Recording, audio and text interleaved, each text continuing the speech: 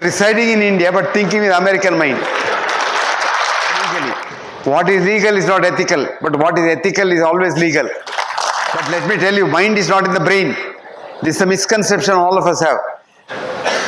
I have great respect for chartered accountants. I have so many members of my family, extended family, who are chartered accountants. Actually, when I was a little boy, one of my cousins was a senior chartered accountant. Those days he was a CA. Hegde and Sons, I think he is no more. His son is continuing the business, or whatever you want to call it as. Prakash Shetty is his name. I think they have an office in Bangalore as well.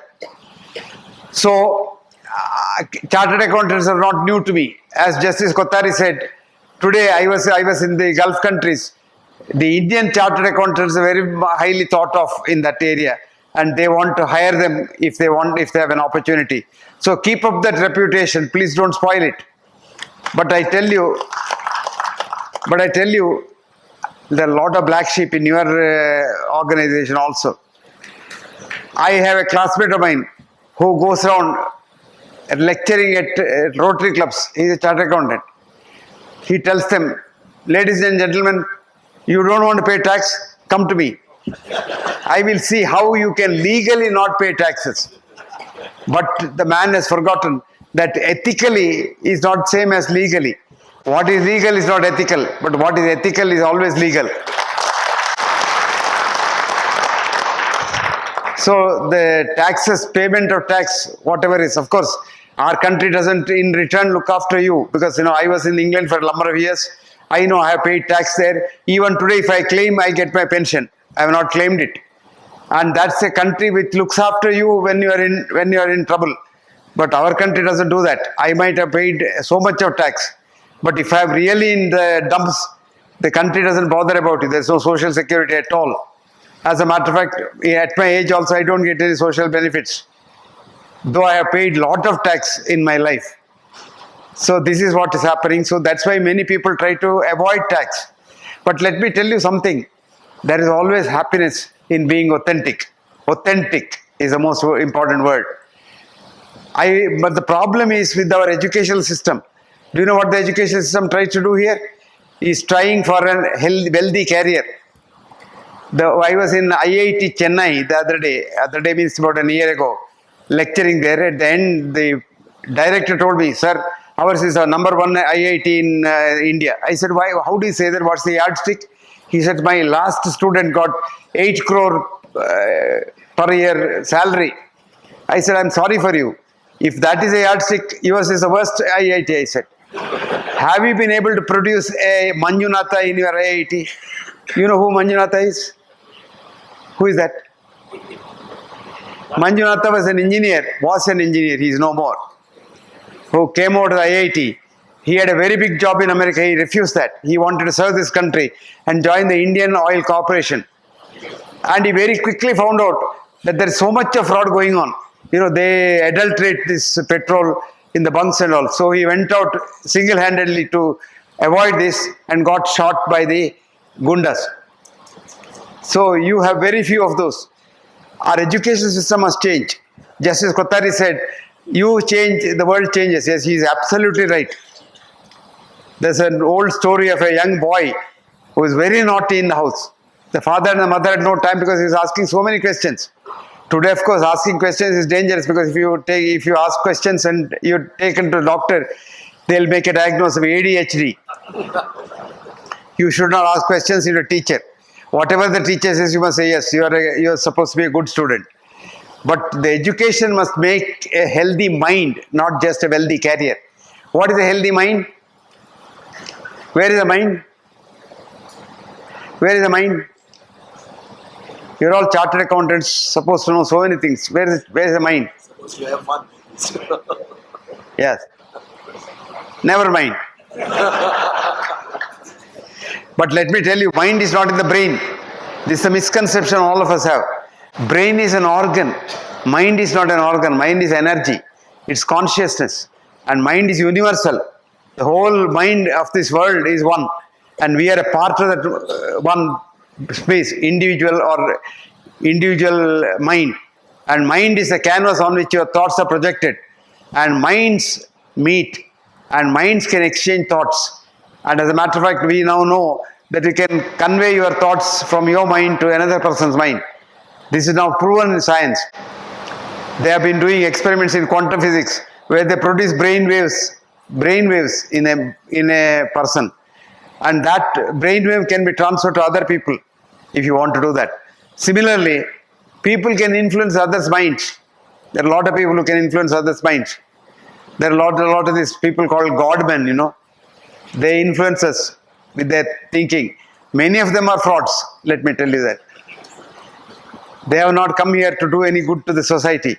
Though, of course, it says, this young lady will say, Yada yada hi dharmasya glanir bhavati bharata abhyuthanam dharmasya tadatmanam sajamiham paritranaya sadhunam vinashaya duskritam.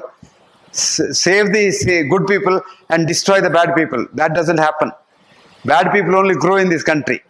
So that's the unfortunate part. So what is happening is, we need to develop an educational system which encourages a healthy mind. The definition of healthy mind in my concept is a mind with enthusiasm to work. How many of us cross our heart and say, I have enthusiasm to work?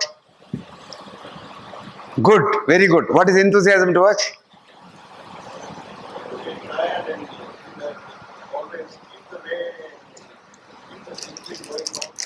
Okay. What is the meaning of the word enthusiasm?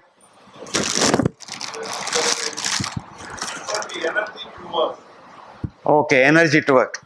En in Latin means inside. Theos means God. Enthusiasm is theos. The energy to work will come only when you think that the working is your philosophy Okay. of your life. Okay, very Otherwise good, it will very not good, come. very good, very good. The real meaning of the word enthusiasm is entheos. God inside provokes you to do your work. That's what we say, Gayatri Mantra, Prachodayat. You know, at the end of the day, you say, please encourage me to do. And what is it? Real wanting to do work is different from having to do work. Now, most of us are here or do our work because we want salary out of it or income out of it. We don't love our work. If you love your work, you are called enthusiasm to work, number one. So you get up in the morning and ask yourself, do I today want to go to office or have to go to office? If a child asks in the morning, do I have to go to the school or want to go to the school? Most children will say, I don't want to go to the school. But if you ask a child, do you want to go to an ice cream parlor? The child says yes. Schools have become so bad these days.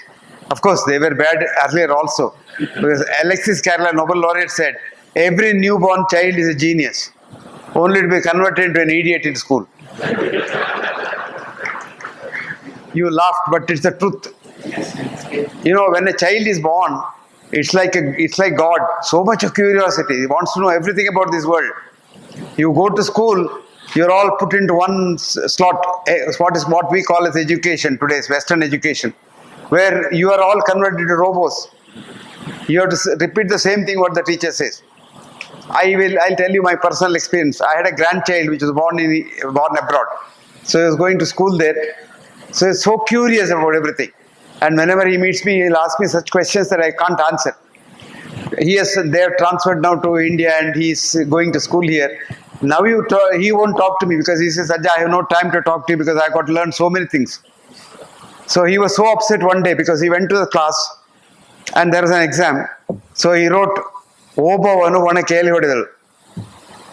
You know that story about Obava? But the teacher had said, vana keli Obavanu hodidalu.